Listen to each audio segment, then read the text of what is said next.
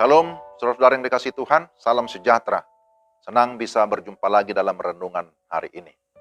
Mari kita siapkan hati kita sebelum membaca firman Tuhan, kita berdoa. Tuhan, terima kasih untuk kesempatan membaca dan merenungkan firman-Mu hari ini. Kami terus memohon pertolongan Roh Kudus sehingga kami dapat memahami kebenaran firman-Mu dengan baik. Di dalam nama Tuhan Yesus kami sudah berdoa. Amin. Firman Tuhan dari Mazmur 73 ayat 24. Dengan nasihat-Mu engkau menuntun aku, dan kemudian engkau mengangkat aku ke dalam kemuliaan. Mazmur 73 ayat 24. Tema renungan kita, Allah adalah sahabat dan penasihat. Saudara-saudara yang terkasih dalam Tuhan, Tuhan menciptakan kita sebagai makhluk sosial. Artinya, kita tidak bisa hidup sendiri. Kita membutuhkan teman atau sahabat. Kita butuh penasihat. Kita membutuhkan komunitas yang sehat agar kita juga dapat bertumbuh secara sosial, secara kerohanian yang sehat. Kehadiran sahabat atau penasihat sangat kita harapkan. Terlebih ketika kita menghadapi pergumulan yang berat atau persoalan yang rumit. Sama seperti penulis Mazmur 73 yang bernama Asaf. Dia bergumul bukan karena dia menderita, tetapi bergumul melihat situasi dan kondisi lingkungan yang tidak peduli akan Tuhan, yang tidak peduli akan lingkungan sosial. Dia berada di tengah-tengah orang yang fasik, yang hidupnya egosentris, hidup yang berpusat pada diri sendiri. Hidup yang berpusat kepada kesenangan pribadi. Hidup dalam bualan kosong. Hidup dalam ketidakjujuran.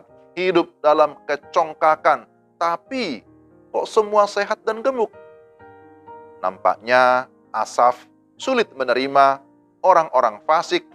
Tetapi hidupnya tanda kutip mujur. Asaf merasa pahit, merasa dungu, dan tidak mengerti mengapa bisa terjadi demikian. Tetapi kalau kita membaca keseluruhan dari Mazmur 73, maka pada akhirnya Asaf sadar bahwa yang terpenting adalah kita tetap fokus kepada Tuhan.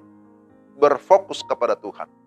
Ketika kita fokus kepada kesalahan-kesalahan orang lain, atau tanda kutip kepada keberhasilan orang lain, maka bisa terjadi kemarahan, ataupun kecemburuan sosial yang dapat merusak relasi atau hubungan kita. Itulah sebabnya kita perlu membangun persahabatan yang benar.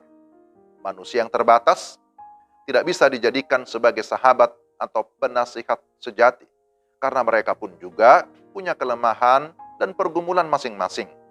Maka tidak ada pilihan lain kecuali kita membangun persahabatan dengan Allah. Itulah yang paling utama.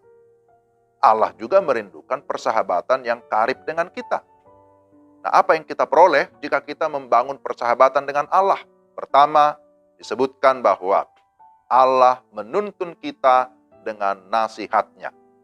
Sebagai sahabat Allah, kita bersyukur bahwa Dia berjanji akan menuntun kita. Dia berjanji menyertai kita. Kita membutuhkan nasihat agar kita hidup lebih bijaksana. Kita dapat mengambil keputusan yang tepat. Nah, itulah kalau kita hidup di dalam bijaksana Allah. Kedua, Allah mengangkat kita ke dalam kemuliaan. Apapun yang ada di dunia ini, entahkah itu kepintaran, keberhasilan, kekayaan, jikalau tanpa Tuhan, maka semuanya tetap hina. Akan tetapi, orang yang di dalam Tuhan dan melakukan apa yang sesuai dengan kehendak, maka hal itu mendatangkan kemuliaan bagi Tuhan. Saudara-saudara yang terkasih dalam Tuhan, Allah adalah sahabat kita, sekaligus penasehat yang ajaib. Maka jangan kita main hakim sendiri, atau melakukan segala sesuatu sesuai dengan keinginan kita sendiri. Kita membutuhkan nasihat dari sahabat kita, tapi terlebih dari sahabat kita yang setia, itulah Yesus Kristus Tuhan kita. Kiranya Roh Kudus menolong kita supaya kita dapat memahami dan menerima firman-Nya dengan baik. Mari kita berdoa. Tuhan, terima kasih. Kami bersyukur atas firman-Mu. Kami bersyukur bahwa Engkau terus menuntun hidup kami. Engkau menjadi sahabat yang setia, menjadi penasehat ajaib di dalam hidup kami. Tolonglah kami supaya kami sungguh-sungguh mau memberi diri dipimpin oleh Tuhan. Sehingga dengan demikian kami tetap berjalan sesuai dengan kehendak-Mu. Dalam nama Tuhan Yesus kami sudah berdoa. Amin. Sampai di sini renungan kita hari ini. Tuhan memberkati Bapak, Ibu, saudara-saudara sekalian. Shalom.